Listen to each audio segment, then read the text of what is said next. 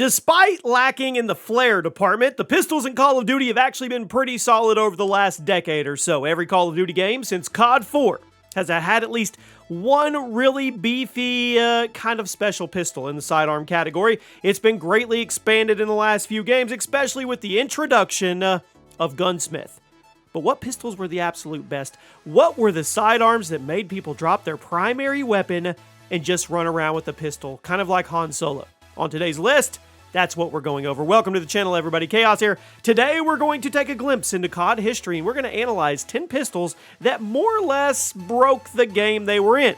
Now, many of these may have been patched out. Others, they're still alive and well, and you could use them right now if you wanted to. So, let me know which pistol you think broke the game the most. Drop a like, and we're going to start off with an obvious choice. The 357 Snakeshots in Modern Warfare and Warzone. I really feel like I've been mentioning these a lot recently, but one more time. 357 on its own, not very good.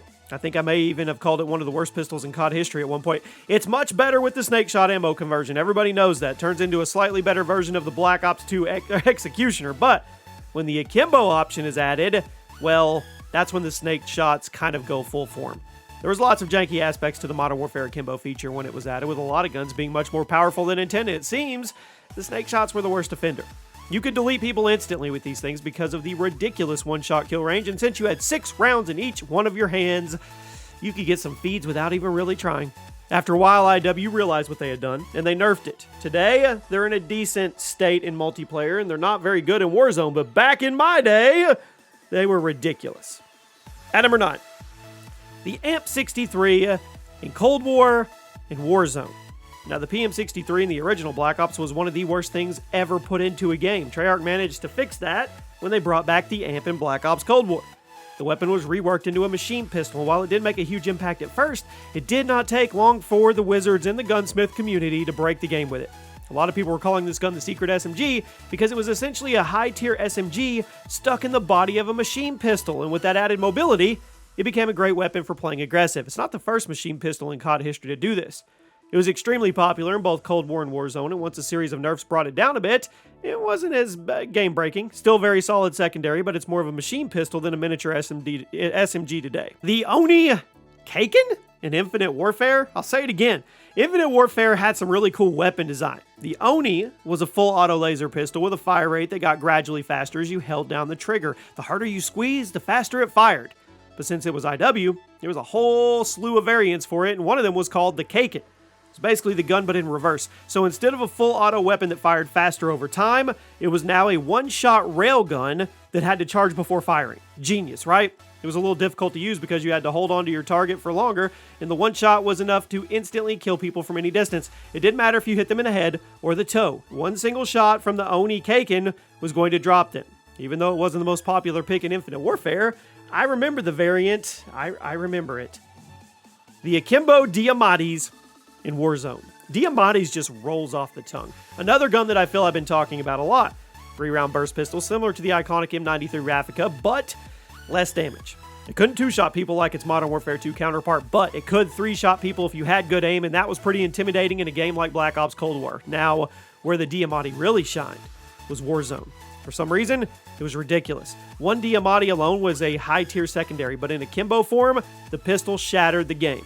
Running the Diamattis in Akimbo allowed you to take full advantage of its insane damage per shot, and since you had 6 shots coming out altogether, it was more than enough to essentially insta-kill anybody you came across. It dominated Warzone for weeks until they were nerfed a number of times. They've recently made a bit of a comeback, but they're nowhere near what they used to be, and that previous version, I think, is deserving of a spot on today's list.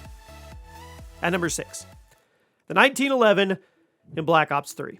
I love the gun. It's an iconic handgun. It's appeared in almost every single Call of Duty game in some form or fashion, and Black Ops 3 added it post-launch via supply drops.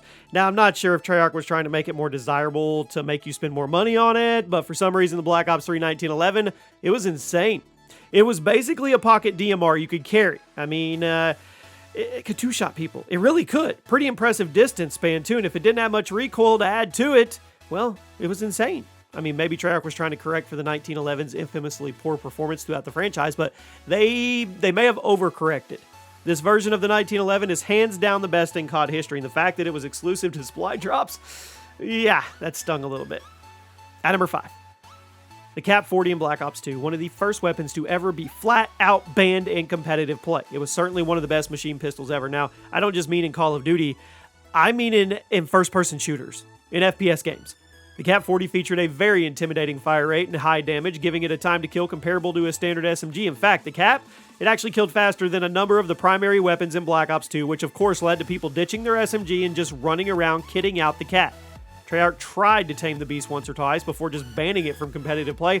It still dominates pubs. With the mobility of a pistol and the performance of an SMG, it's really hard to find a better gun for super aggressive play. It slapped in every form and fashion, but the fact that it's only at number 5, that should give you a precursor to how insane things are about to get. At number 4, the M93 Raffica in Modern Warfare 2, the Pocket M16, the first burst pistol in COD history, arguably the best. The damage profile was literally the exact same thing as the COD 4 M16, meaning if you were using stopping power, it was a 2-shot kill up close and a 1-burst kill from any distance on the map. It was a pistol, people. It did have a couple downsides, like the fact that it literally, all the optics were misaligned and the fact that it had a 20-round mag, but it was really weird because 20 is not divisible by 3, but whatever. So the last burst was always cut short.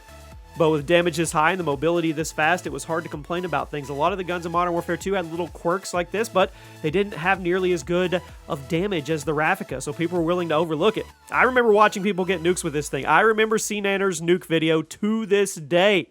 And, I mean, in COD history, it's just, it's unheard of. But we still have 3 to go, so it is actually heard of. At number 3, the MP9 in Modern Warfare 3.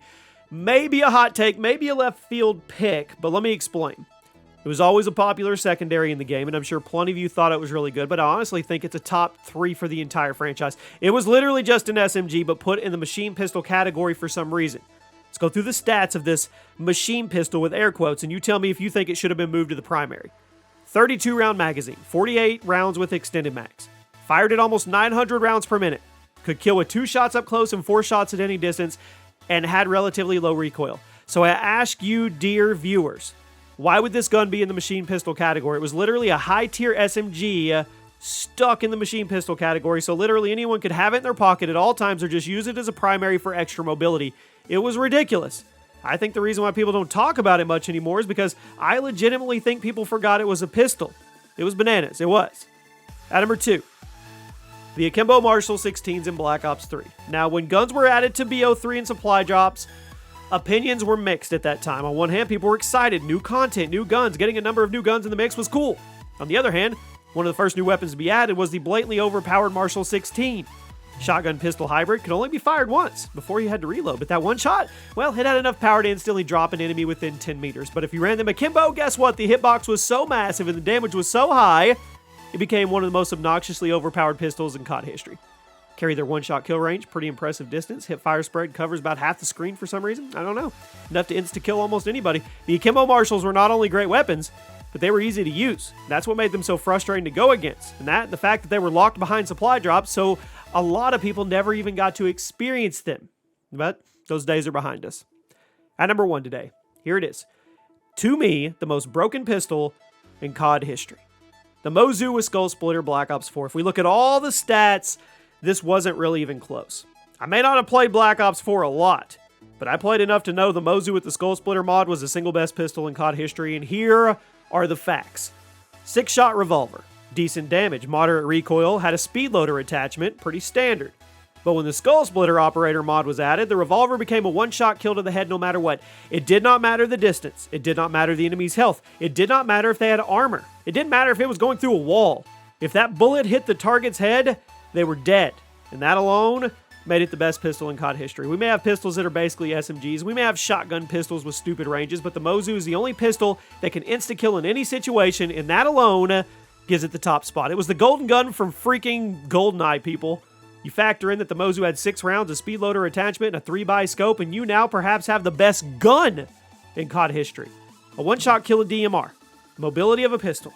Literally, there's no downside. That's why it was so broken. The Mozu with Skull Splitter was broken. While it may not be a COD legacy weapon, it has to be at the top of the list. And there you have it, my friends. Let me know if you agree or disagree. Make sure you guys give me a follow on Twitter over there. That's my most active account. I'll see you over there. Link at the top of the description. I'll see you soon.